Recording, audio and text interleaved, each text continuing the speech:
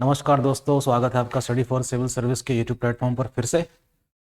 और अपनी जो क्वेश्चन सीरीज थी उसको आगे बढ़ा लेते हैं। 50 क्वेश्चन हमने इससे पहले वाले सेशन में डिस्कस किए थे। अगला क्वेश्चन सीधे 51 से शुरुआत करते हैं। ये क्वेश्चन हिस्ट्री से है। मॉडर्न इंडिया 1857 से पहले शुरू किया गया एक महत्वपूर्ण सामाजिक सुधार क्या था? देखिए, जो 19th सेंचुरी है हमारी, उसमें कई प्रकार के सामाजिक सुधार हुए। ठीक है, इसको रिफॉर्म मूवमेंट भी कहते हैं, जो हमें कई क्षेत्रों में देखने को मिलता है, जिसकी शुरुआत राजा राम मोहन रॉय ने की थी ब्रह्म समाज की स्थापना करके, है ना। आर्य समाज और स्वामी विवेकानंद का आपको पता ही है, रामकृष्ण मिशन।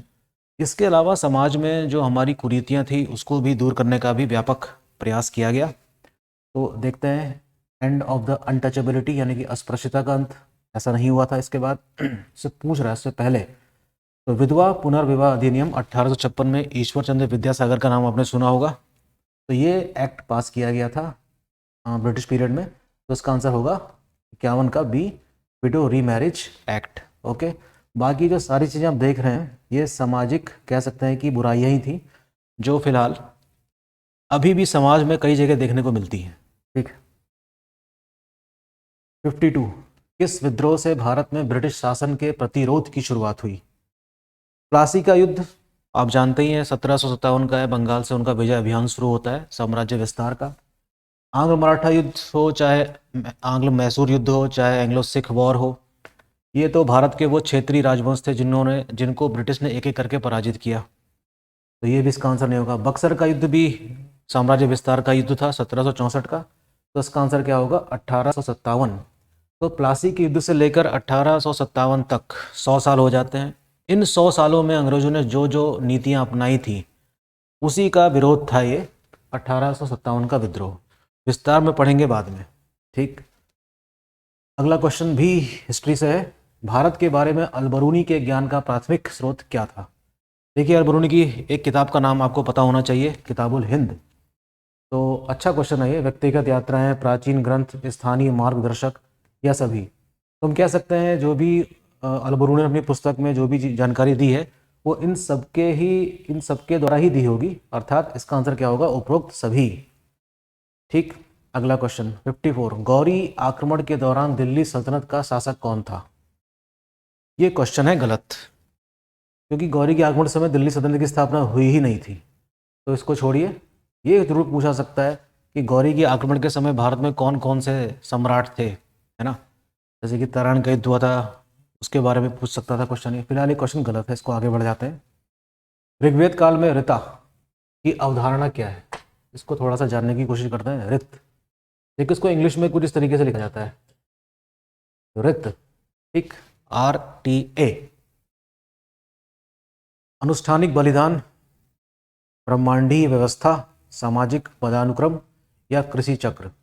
देखिए, ऋत शब्द से अगर आपसे क्वेश्चन एग्जाम में ये आ जाता है कि इसका संबंध किस देवता से है, तो आप लिखेंगे वरुण देवता।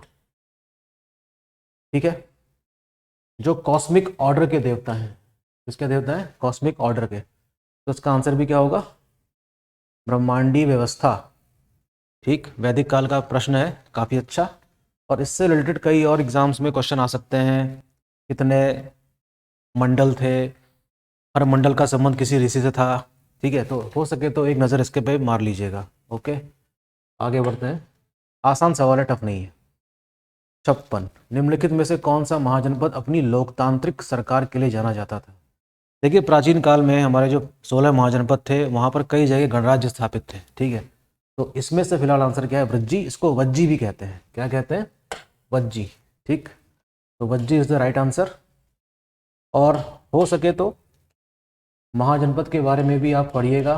16 महाजनपदों का उल्लेख है बौद्ध ग्रंथ अंगुत्तर निकाय में भी और जैन ग्रंथ भगवती सूत्र में भी। ठीक है, तो 16 महाजनपद और उनकी अलग अलग राजधानियां।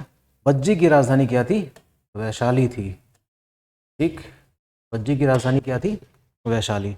इंपॉर्टेंट है, समय अगर आपके पास है तो एक नज़र इस पे भी मार लीजिएगा।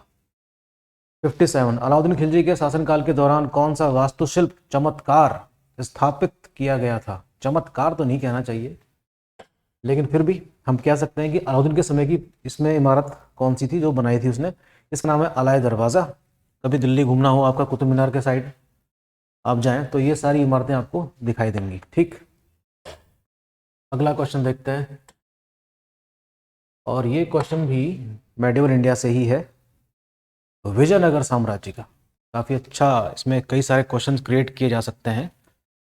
15वीं शताब्दी में विजयनगर साम्राज्य का संस्थापक कौन था? तो विजयनगर साम्राज्य की स्थापना आपको पता ही है 1336 में हुई। कब हुई?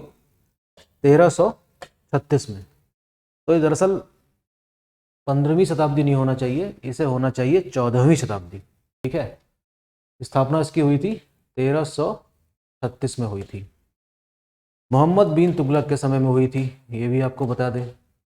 और इसी के समय में 1348 में किसकी स्थापना हुई थी? बहमनी साम्राज्य की भी हुई थी, बहमनी किंगडम।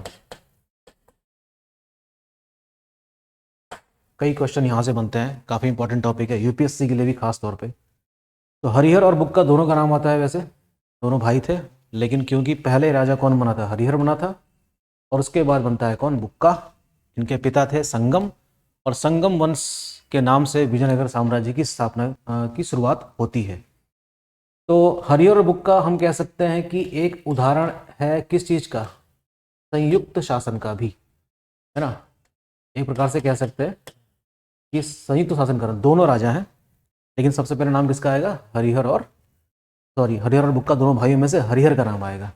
अच्छा क्वेश्चन है। साथ ही साथ इसमें विजयनगर साम्राज्य के सबसे महानतम सम्राट हैं कृष्णदेव राय, उनके बारे में भी जरूर पढ़िए। ठीक है, हालांकि समय बहुत ज़्यादा बचा नहीं है हमारे पास, है ना, लेकिन इसके बारे में भी आपको कुछ जानकारी होनी चाहिए। बाबर ने अपनी बाबरनामा में इसका जिक्र किया है, और इसे हिंदुस्तान का सबसे शक्तिशाली सम्राट बताया है, कृष्णदेव राय को। 1509 से लेकर 1529 का टाइम पीरियड है, वेरी इंपॉर्टेंट। आगे बढ़ते हैं, ये साम्राज्य ही काफ़ी इंपॉर्टेंट है अपने आप में। जब शिवाजी सक्रिय थे तब मुगल सम्राट कौन था? None other than Aurangzeb. Shivaji और औरंगजेब के बीच में जो संघर्ष था आपको पता ही है। इसका आंसर क्या है? औरंगजेब। बिना कोई टाइम वेस्ट किए आगे बढ़ते हैं। 1945 के बाद भारतीय राजनीति में एक महत्वपूर्ण घटना क्या घटी? कांग्रेस का गठन तो 1885 में हो गया था। पूर्ण स्वराज घोषणा पर हस्ताक्षर ये भी पहले हो चुके थे। आंसर इसका है शिमला सम्मेलन। तो मैं आपको याद दिला दूं, शिमला सम्मेलन का तात्पर्य किस चीज़ से है? वेवल प्लान से है। किससे है? वेवल प्लान से है। और इसी को डिस्कस करने के लिए सभी दलों को कहाँ बुलाया गया था? शिमला में। लेकिन बात नहीं बनी, और ये शिमला समझौता सक्सेसफुल नहीं हुआ। इसके बाद जो कैबिनेट मिशन आता है उस पर काफ़ी हद तक आम सहमति बन पाई सभी दलों में। भारत में संसद के किस सदन को वरिष्ठों का सदन भी कहा जाता है, हाउस ऑफ द अपर्स? तो इसका आंसर है राज्यसभा, जिसको काउंसिल ऑफ स्टेट कहते हैं। ठीक, 30 साल मिनिमम एज होनी चाहिए राज्यसभा का सदस्य बनने के लिए। लोकसभा में होनी चाहिए 25 साल। तो ए और बी इसका आंसर नहीं होगा, इसका आंसर क्या होगा? राज्यसभा। 62 संसद के 2 सत्रों के बीच तो अधिकतम जो अंतराल है वो कितने का होना चाहिए? 6 महीने का। आसान सा सवाल है। 3 सत्र होते हैं, आपको पता ही होगा, ठीक है ना। बजट सत्र, मॉनसून सत्र और शीत सत्र आजकल चल रहा था जो। अच्छा, ई गवर्नेंस शब्द का तात्पर्य क्या है? चुनावों में इलेक्ट्रॉनिक वोटिंग से? जी नहीं। सरकारी सेवाएं प्रदान करने में आईटी के उपयोग से? आयकर रिटर्न ऑनलाइन दाखिल करने से? या सभी से? पहली बार पढ़ने वाले को लग सकता है कि इसका आंसर क्या होगा? उपरोक्त सभी, लेकिन ऐसा नहीं है। इसका आंसर है बी, सरकारी सेवाएं प्रदान करने में आईटी की उपयोगिता से है। ITES, information technology enabled services. ठीक, भारत में नागरिक चार्टर सबसे पहले किस विभाग द्वारा शुरू किया था? बड़ा ही शानदार सा क्वेश्चन है ये। कुछ सोर्स बता रहे हैं कि इसका आंसर डाक विभाग है, बाकी मेरा ये मानना है कि इसका आंसर क्या होना चाहिए? प्रशासनिक सुधार एवं लोक शिकायत विभाग, पब्लिक ग्रीवेंसेस। हाँ, ये रहा। Department of administrative reforms and public grievances shall be the right answer of this question. लेकिन फिर भी मैं चाहूंगा कि 64वें क्वेश्चन को अपने स्तर से भी आप खोजिए, अच्छा सवाल है। 65, निम्नलिखित में से कौन सा भारत में गरीबी का एक कारण नहीं है? उच्च जनसंख्या वृद्धि दर 100% है। आर्थिक विकास का निम्न स्तर, ये भी है। उच्च जीवन स्तर और राष्ट्र में क्या है, बेरोजगारी। उच्च जीवन स्तर अगर होगा तो फिर गरीबी कहाँ से होगी, तो यही इसका क्या है कारण, नहीं है उच्च जीवन स्तर। 65 का सी।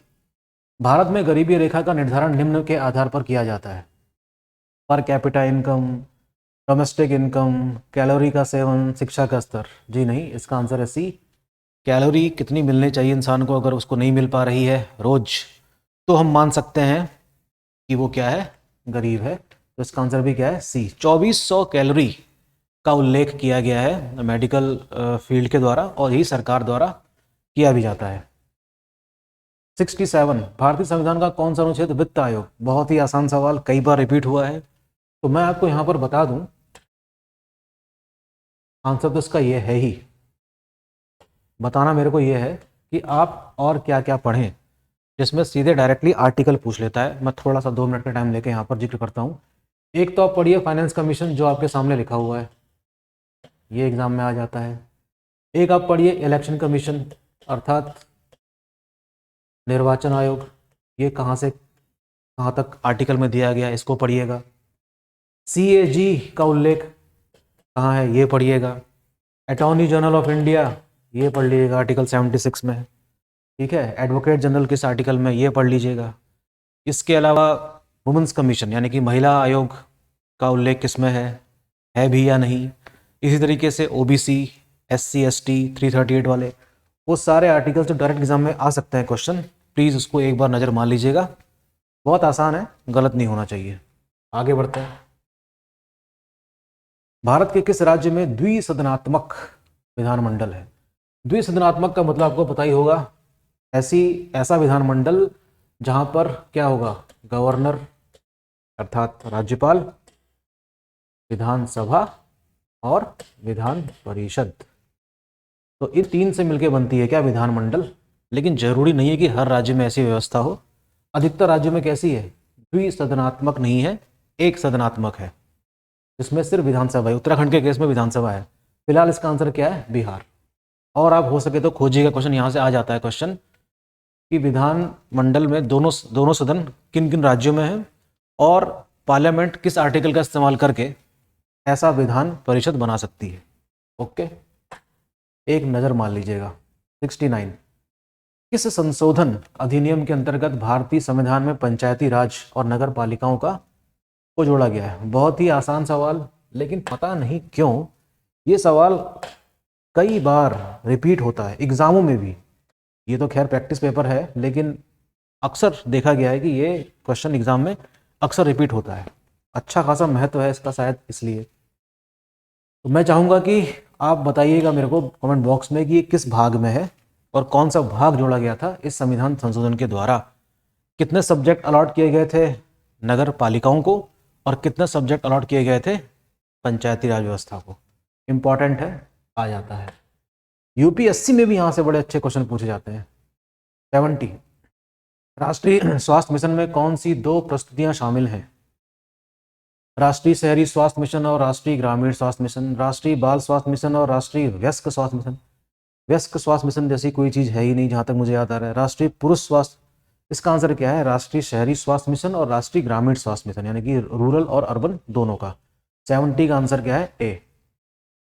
अगला क्वेश्चन उत्तराखंड से। गढ़वाल में परमार वंश के बाद कौन सा राजवंश सत्ता में आया। आसान सवाल है, शाह राजवंश। चंद राजवंश तो कहाँ का है, कुमाऊं का है। पाल राजवंश कहाँ का है, बंगाल का है, कोई मतलब ही नहीं है। गुप्त राजवंश से तो कोई मतलब ही नहीं है। इसका तो आंसर क्या होगा, शाह राजवंश। गढ़वाल में शाह वंश का संस्थापक कौन था, कनकपाल। आसान सवाल। उत्तराखंड सरकार द्वारा बच्चों के कल्याण के लिए कौन सी योजना शुरू की गई। अटल उत्कृष्ट विद्यालय योजना, बेटी बचाओ बेटी पढ़ाओ, मध्याह्न भोजन योजना अर्थात मिड डे मील। ये तो उत्तराखंड सरकार की नहीं है, ये भारत सरकार की है और 1995 से चल रही है, अगस्त। सर्व शिक्षा अभियान 2001 से चल रही है। इन सबके बारे में पढ़ लीजिएगा। आंसर इसका क्या है, ए, अटल उत्कृष्ट विद्यालय योजना। 74वां क्वेश्चन, उत्तराखंड सरकार द्वारा महिलाओं के कल्याण के लिए कौन सी योजना शुरू की गई है। सीधे आंसर बताऊंगा मैं इसका, उत्तराखंड महिला सम्मान कोष। इन सबका संबंध इस योजना से नहीं है। 75, उत्तराखंड में किस आंदोलन का उद्देश्य मृदा और जल का संरक्षण करना था। चिपको मूवमेंट, जाहिर सी बात है इनमें से बाकी जो 3 दिए हैं आंदोलन, इसका संबंध उत्तराखंड से है ही नहीं। तो सीधे आंसर क्या बनेगा इसका? चिपको मूवमेंट। एपिको मूवमेंट कहाँ का है? कर्नाटका का है। वो भी लगभग वैसा ही था जैसा कि चिपको मूवमेंट का है। नर्मदा बचाओ आंदोलन पता ही है आपको, गुजरात से रिलेटेड है, नर्मदा से संबंधित। उत्तराखंड के प्रथम मुख्यमंत्री कौन थे? ये भी कोई सवाल है, ना मालूम कितनी बार आया है, लेकिन फिर भी एक चीज बतानी जरूरी है यहाँ पे, और वो ये कि उत्तराखंड के पहले मुख्यमंत्री हैं नित्यानंद स्वामी, नो डाउट। दूसरे मुख्यमंत्री हैं भगत सिंह कोश्यारी। लेकिन ये दोनों निर्वाचित मुख्यमंत्री नहीं हैं, ये अंतरिम सरकार के मुख्यमंत्री हैं जब उत्तराखंड बना था 9 नवंबर सन 2000 को। उसके बाद बन जाते हैं भगत सिंह कोश्यारी कुछ समय के लिए। पहले निर्वाचित मुख्यमंत्री जो हैं वो है नारायण दत्त तिवारी, और इनका जो टाइम पीरियड है वो है 2002 से 2007। उत्तराखंड के बनने के इतिहास में अब तक खाली नारायण दत्त तिवारी ही ऐसे मुख्यमंत्री हैं जिन्होंने 5 साल का पूरा कार्यकाल किया, पूरा। बाकी कोई भी मुख्यमंत्री अभी तक पूरे 5 साल नहीं रह पाया है उत्तराखंड में, इसलिए बताना जरूरी समझा मैंने। शाह वंश की राजधानी श्रीनगर थी। सीधे आगे बढ़ जाते हैं। शाह वंश के किस शासक ने 1816 में ब्रिटिश ईस्ट इंडिया कंपनी के साथ सुगौली की संधि पर हस्ताक्षर किए? ये बात 1815-16 की है, आपको याद ही होगा। अभी कुछ समय पहले हमने इसके बारे में डिस्कस भी किया था कि टेहरी रियासत कैसे अस्तित्व में आया। सुदर्शन शाह इसका जवाब है, बहुत टफ नहीं है। उत्तराखंड में ब्रिटिश रुचि का प्राथमिक कारण क्या था? कहने का मतलब यह है कि उत्तराखंड में ब्रिटिश एम्पायर एक्सपेंड क्यों हो रहा था, उसका कारण क्या है? क्या कृषि करने आए थे वो? नहीं। सामरिक अवस्थिति, खनिज संसाधन, पर्यटन? ऐसा कुछ भी नहीं था, सिवाय किसके? सामरिक अवस्थिति के। यानी कि स्ट्रेटेजिकली ये चीज काफी इंपॉर्टेंट थी। और उसके नॉर्थ में तिब्बत भी आपको पता ही होगा। और ब्रिटिश एम्पायर का साम्राज्य की स्थापना करने का एक कारण या बढ़ने का कारण ये भी है कि वो जब एम्पायर एक्सपेंड करते हैं तो अपने पड़ोस में नज़र रखते हैं। जैसे कि पंजाब को वो जीतना क्यों चाहते थे? ताकि वो फ्रांसीसियों पर नज़र रख सके, क्योंकि वो रशिया के साथ मिलकर एम्पायर एक्सपेंड कर रहा था, रेलवे बिल्ड कर रहा था। ठीक है, तो यही है क्या इसका आंसर? स्ट्रेटेजिक कारण इसका माना जाएगा। ठीक, सामरिक अवस्थिति। आगे बढ़ते हैं। उत्तराखंड के निम्नलिखित में से किस व्यक्ति होना चाहिए चिपको आंदोलन में महत्वपूर्ण भूमिका निभाई? फिर से आसान सा सवाल। सुंदर लाल बहुगुणा, चंडी प्रसाद भट्ट, या दोनों? ये दोनों ही ठीक है, इसमें ज़्यादा डिस्कस करने की आवश्यकता ही नहीं है। उत्तराखंड की कौन सी नदी अपनी बार बार आने वाली बाढ़ के कारण शोक की नदी के नाम से जानी जाती है? उत्तराखंड में भी क्या शोक की नदी कोई है? मुझे नहीं लगता। लेकिन एक खतरनाक बाढ़ आई थी 2013 में, तो मैं चाहूँगा कि इसका आंसर आप मुझे कमेंट बॉक्स में लिख के भेजें। क्या वाकई में उत्तराखंड में किसी नदी को शोक की नदी भी कहा जाता है? कोसी तो कहा जाता है। कोसी वैसे उत्तराखंड में ही बहती है, रामनगर में, ठीक है ना। दामोदर बहती है बंगाल में। और मुझे ये लिख के बताइएगा कमेंट बॉक्स में कि बिहार में किस नदी को शोक की नदी कहते हैं। उत्तराखंड में जनसंख्या वृद्धि दर पर बाह्य पलायन के प्रभाव का विश्लेषण करते हुए सही कथन का चयन कीजिए। इसमें जनसंख्या वृद्धि दर में कमी आई है, इसमें जनसंख्या वृद्धि दर में वृद्धि हुई है, इसका जनसंख्या वृद्धि दर पर कोई प्रभाव नहीं पड़ा है, इससे लिंगानुपात में वृद्धि हुई है। कमी आई होगी, जाहिर सी बात है। 82 का आंसर क्या है? ए। नवीनतम आंकड़ों के अनुसार उत्तराखंड में शहरी जनसंख्या का प्रतिशत क्या है? ये क्वेश्चन अच्छा है ना। इसका आंसर होना चाहिए 30 से 40%। मैं एक बार देखना चाहूँगा इसमें एक बार कि 83 का आंसर क्या होना चाहिए। हाँ, 30 से 40% है इसका आंसर। अच्छा क्वेश्चन है, याद रख के जाएंगे। प्लीज सेंसस पढ़ लीजिएगा 2011 वाला, 1 से 2 क्वेश्चन बनने की संभावना वहां से रहेगी हमेशा। नवीनतम आंकड़ों के अनुसार उत्तराखंड में किस धर्म के अनुयायियों की संख्या सबसे अधिक है? हिंदू। नवीनतम आंकड़ों के अनुसार उत्तराखंड में बाल लिंगानुपात क्या है? नवीनतम आंकड़े कह रहे हैं, ये तो पुराने आंकड़े हैं भाई। नवीनतम आंकड़ों के अनुसार उत्तराखंड में बाल लिंगानुपात कितना है? ये भी अच्छा क्वेश्चन है, अच्छा क्वेश्चन मानूंगा मैं इसको। प्लीज मैंने कहा आपसे कि सेंसस वाला सेक्शन पढ़ के जाइएगा, जिले के हिसाब से पढ़ के जाइएगा, है ना। 0 to 6 की जो एज है उसमें भी सेक्स रेशियो के बारे में एग्जाम में क्वेश्चन आ जाते हैं, प्लीज उसको भी एक बार देख लीजिएगा। आंसर इसका है 890 से 900 के बीच। ठीक। उत्तराखंड में फूलों की घाटी राष्ट्रीय उद्यान की अनूठी विशेषता क्या है? बंगाल टाइगर के लिए जी नहीं, स्थान जहाँ गंगा डॉल्फिन पाई जाती है। पूरी तरीके से एलिमिनेट हो रहे हैं तीनों ऑप्शन। इसका आंसर होगा ब्लू पॉपी। तो blue Poppy is a name of a flower, ठीक है, जो कहाँ मिलती है आपको, राष्ट्रीय उद्यान फूलों की घाटी में। उत्तराखंड के किस जिले में सर्वाधिक वन क्षेत्र है, ये भी अच्छा क्वेश्चन है। तो मैं चाहूंगा कि आप लोग जल्दी जल्दी फॉरेस्ट रिपोर्ट जरूर पढ़ लीजिएगा।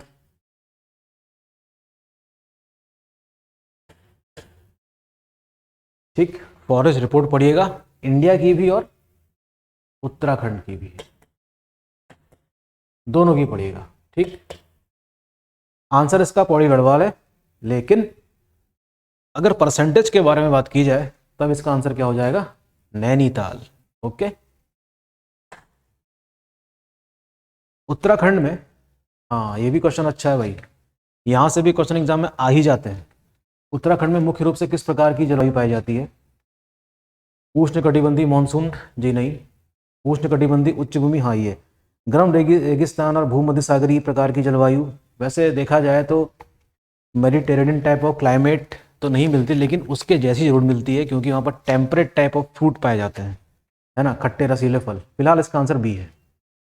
89, उत्तराखंड में किस फल की फसल की खेती व्यापक रूप से की जाती है। बहुत ही आसान सा सवाल है, लेकिन फ्री में कुछ बातें बताऊंगा। और वो ये, आम एक ट्रॉपिकल फ्रूट है। तो ऐसा नहीं है कि उत्तराखंड में आम नहीं होता है, बहुत आम होता है, लेकिन कहाँ पर होता है, तराई वाले इलाके में होता है, रामनगर वाले इलाके में होता है। लीची और आम एक साथ हो जाते हैं, लेकिन वो एक ट्रॉपिकल फ्रूट है, अर्थात एक उष्ण, एक गर्मी वाले फल है। केला भी ट्रॉपिकल है, अनानास भी क्या है, उत्तराखंड में होता ही नहीं है। मोस्ट ऑफ द जो हमारा ये है पाइनएप्पल, ये कहाँ से आता है, आसाम से आता है। Assam is the leading producer of pineapple. इसका आंसर क्या होगा, एप्पल होगा। उत्तरकाशी खास तौर पर इसके लिए जाना जाता है। ठीक, सेब। उत्तराखंड की सबसे ऊंची चोटी पता ही होगा आपको, नंदा देवी। लेकिन मैं चाहूँगा कि आप लोग इसके बारे में जरूर पढ़ के जाएं। जितने भी माउंट पीक्स हैं उत्तराखंड के, है ना, सारे इंपॉर्टेंट हैं, क्रम में लगाने के लिए आ सकता है। ये सब तो फिर भी जाने माने हैं, अक्सर याद रहते हैं। आपको ऐसे माउंटेन पीक पढ़ने होंगे जो याद नहीं रहते, ठीक है, इसके बाद वाले प्लीज़ पढ़ के जाइएगा। 5 मिनट लगेंगे, एक क्वेश्चन समझिए कि आ सकता है यहाँ से। ठीक, राज्य के जो रचनाकार धन के अभाव में अपनी पुस्तकें प्रकाशित नहीं कर पा रहे हैं, उन्हें क्या दिया जाएगा, उन्हें दिया जाएगा भाषा संस्थान से आंशिक अनुदान। अच्छा सवाल है, आ सकता है। द्रोणाचार्य खेल रत्न और लाइफ टाइम अचीवमेंट पुरस्कारों के लिए नामों की घोषणा करने वाले उत्तराखंड के खेल निदेशक कौन है। अच्छा सवाल है ये भी। पुष्कर सिंह धामी होंगे नहीं, रेखा आर्या होंगी नहीं, नरेंद्र मोदी होंगे नहीं, नाम याद रखिए खाली, जितेंद्र कुमार सोनकर, ये खेल के निदेशक हैं उत्तराखंड के। क्वेश्चन आ सकता है। खेल विभाग के अधिकारियों के अनुसार द्रोणाचार्य पुरस्कार के लिए खेल विभाग को कितने आवेदन प्राप्त हुए हैं। अच्छा क्वेश्चन है, टफ क्वेश्चन है। आंसर इसका बता दूं आपको, 8 है। उत्तराखंड के पौड़ी के जिला मजिस्ट्रेट कौन है, ये हम पहले भी डिस्कस कर चुके हैं। इसका आंसर आशीष चौहान है। हरिद्वार से श्रीनगर तक वैकल्पिक मार्ग के प्रथम विकल्प में कितने किलोमीटर नई सड़क प्रस्तावित की गई है। शानदार क्वेश्चन, 32 किलोमीटर इसका आंसर है, चर्चा में था काफी। ठीक, 95 का ए, 32 किलोमीटर याद रखेंगे। निम्नलिखित में से कौन सा हरिद्वार से श्रीनगर तक प्रस्तावित वैकल्पिक मार्गों में से किसी के लिए प्रारंभिक बिंदु नहीं है। बहुत ही अच्छा क्वेश्चन। उत्तराखंड लोक सेवा कुछ कुछ क्वेश्चन बहुत टफ बनाता है, इस टाइप के बनाता जरूर है। आंसर इसका क्या है, देहरादून। देहरादून से कोई भी ओरिजिन पॉइंट नहीं है, बाकी माला, फूलचट्टी, चंडी घाट पुल हैं। ठीक है। 97वां क्वेश्चन, इस मौसम में उत्तराखंड में जंगलों की आग की घटनाओं में अब तक कितने हेक्टेयर वन क्षेत्रों का नुकसान हुआ। ये भी अच्छा सवाल है भाई। 183.35 hectares lands are destroyed by wild fire. लोक भाषाओं के लेखकों के लिए उत्तराखंड साहित्य गौरव सम्मान पुरस्कार की घोषणा किसने करी। घोषणा तो मुख्यमंत्री करेंगे, तो इसका आंसर भी क्या है, पुष्कर सिंह धामी जी। 99वां क्वेश्चन, वर्ष 2022 में शासनादेश के बावजूद विभाग ने कौन से पुरस्कार अभी तक नहीं दिए? ऐसे क्वेश्चन भी आ सकते हैं क्या? फिलहाल आंसर इसका है हिमालय पुत्र पुरस्कार। लास्ट क्वेश्चन, उत्तराखंड में महिला सशक्तिकरण एवं बाल विकास सचिव कौन है जिन्होंने सड़क पर रहने वाले बच्चों के लिए नीति की घोषणा की है? इसका सीधा आंसर है, आप देख सकते हैं BCD ऑप्शन। हो सकता है क्या वो आंसर? हरगिज नहीं। इसका आंसर है हरिचंद्र सेमवाल। दरअसल कुछ क्वेश्चन इजी इसलिए बनाए जाते हैं ताकि याद रहे, तो ये भी उन्हीं क्वेश्चनों में से एक है ताकि आपको याद रहे। तो बने रहिए स्टडी फॉर सिविल सर्विस के साथ। आने वाले उत्तराखंड पीसेस के लिए भी तैयारी यहाँ से पूरी कराई जाएगी। सारा मटेरियल प्रोवाइड करा जा सकता है बहुत ही सस्ते में, और अपने दोस्तों को भी फॉरवर्ड कीजिए ये सारे लेक्चर्स, और अपनी पढ़ाई करते रहिए। All the best. कल मिलते हैं फिर से। Take care.